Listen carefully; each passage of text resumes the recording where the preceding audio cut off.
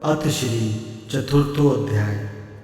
श्री भगवान बोले, मैंने इस अविनाशी योग को सूर्य से कहा था। सूर्य ने अपने पुत्र वैवस्वत मनु से कहा और मनु ने अपने पुत्र राजा इक्ष्वाकु से कहा। हे परम तप अर्जुन, इस प्रकार परंपरा से प्राप्त इस योग को राजऋषियों ने जाना, किंतु उसके बाद वह योग बहुत काल से इस पृथ्वी लोक में लुप्त प्राय हो गया। तू मेरा भक्त और प्रिय सखा है, इसलिए वही यह पुरातन योग आज मैंने तुझको कहा है, क्योंकि यह बड़ा ही उत्तम रहस्य है, अर्थात गुप्त रखने योग विषय है।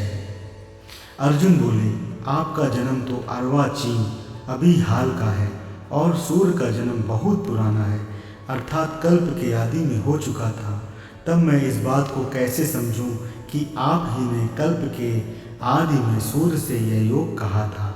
श्री भगवान बोले, हे परम तप अर्जुन, मेरे और तेरे बहुत से जन्म हो चुके हैं, उन सबको तू नहीं जानता, किंतु मैं जानता हूँ। मैं अजन्मा और अविनाशी स्वरूप होते हुए भी तथा समस्त प्राणियों का ईश्वर होते हुए भी अपनी प्रकृति को अधीन करके अपनी योग माया से प्रकट होता हूँ।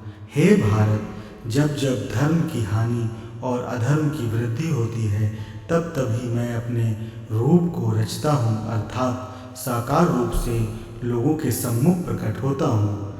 साधु पुरुषों का उद्धार करने के लिए, पाप कर्म करने वालों का विनाश करने के लिए और धर्म की अच्छी तरह से स्थापना करने के लिए मैं युग युग में प्रकट हुआ करता हूँ।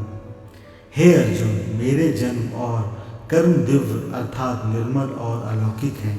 इस प्रकार जो मनुष्य तत्व से जान लेता है, वह शरीर को त्याग कर फिर जन्म को प्राप्त नहीं होता, किंतु मुझे ही प्राप्त होता है। पहले भी जिनके राग, भय और क्रोध सर्वथा नष्ट हो गए थे और जो मुझ में अनन्य प्रेम पूर्वक स्थित रहते थे, ऐसे मेरे आश्रित रहने वाले बहुत से भक्त उपर्युक्त ज्ञान रूप तप से पवित्र होकर मेरे स्वरूप को प्राप्त हो चुके हैं। हे अर्जुन, जो भक्त मुझे जिस प्रकार भजते हैं, मैं भी उनको उसी प्रकार भजता हूँ, क्योंकि सभी मनुष्य सब प्रकार से मेरे ही मार्ग का अनुसरण करते हैं। इस मनुष्य लोक में कर्मों के फल को चाहने वाले लोग देवताओं का पूजन किया करते हैं, क्योंकि उनको कर्मों से उत्पन्न होने वाली सिद्धि शीघ्र मिल जाती है। ब्राह्मण, क्षत्रिय, वैश्य और शूद्र, इन चार वर्गों का समूह गुण और कर्मों के विभाग पूर्वक मेरे द्वारा रचा गया है। इस प्रकार उस षष्ठी रचनादि कर्म का कर्ता होने पर भी मुझ अविनाशी परमेश्वर को तू वास्तव में अकर्ता ही जान। कर्मों के फल में मेरी स्पृहा नहीं है, इसलिए मुझे कर्म लिप्त नहीं करते। इस प्रकार जो मुझे तत्व से जान लेता है, वह भी कर्मों से नहीं बंधता। पूर्व काल में मुमुक्षुओं ने भी इस प्रकार जानकर ही कर्म किए हैं, इसलिए तू भी पूर्वजों द्वारा सदा से किए जाने वाले कर्मों को ही कर। कर्म क्या है और अकर्म क्या है, इस प्रकार इसका निर्णय करने में बुद्धिमान पुरुष भी मोहित हो जाते हैं। इसलिए वह कर्म तत्व में तुझे भली भांति समझा कर कहूँगा, जिसे जानकर तू अशुभ से अर्थात कर्म बंधन से मुक्त हो जाएगा। कर्म का स्वरूप भी जानना चाहिए और अकर्म का स्वरूप भी जानना चाहिए तथा विकर्म का स्वरूप भी जानना चाहिए, क्योंकि कर्म की गति गहन है। जो मनुष्य कर्म में अकर्म देखता है और जो अकर्म में कर्म देखता है, वह मनुष्यों में बुद्धिमान है और वह योगी समस्त कर्मों को करने वाला है। जिसके संपूर्ण शास्त्र सम्मत कर्म बिना कामना और संकल्प के होते हैं तथा जिसके समस्त कर्म ज्ञान रूप अग्नि के द्वारा भस्म हो गए हैं, उस महापुरुष को ज्ञानी जन भी पंडित कहते हैं।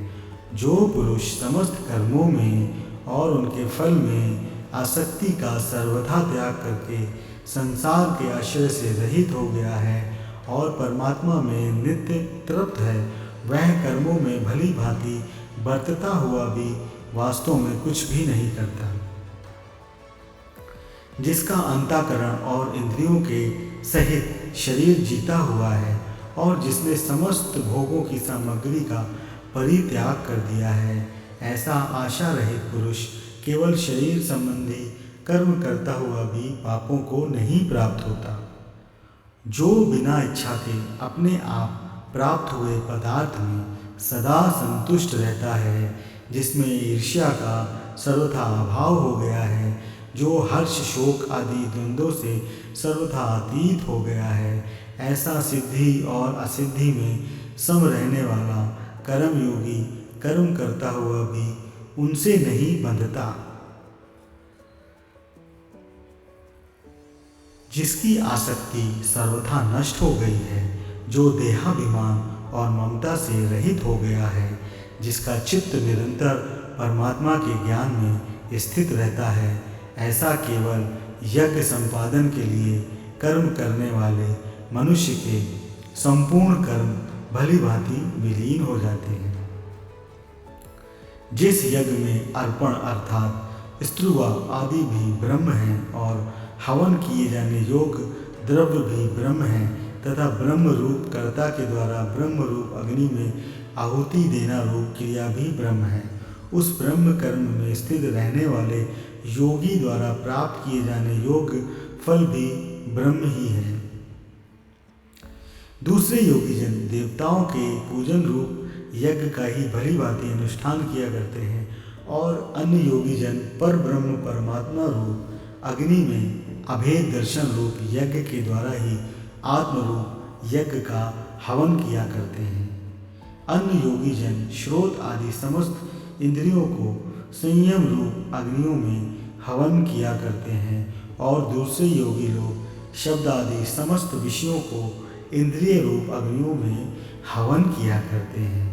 दूसरे योगी जन इंद्रियों की संपूर्ण क्रियाओं को और प्राणों की समस्त क्रियाओं को ज्ञान से प्रकाशित आत्म संयम योग अग्नि में हवन क्रिया करते हैं।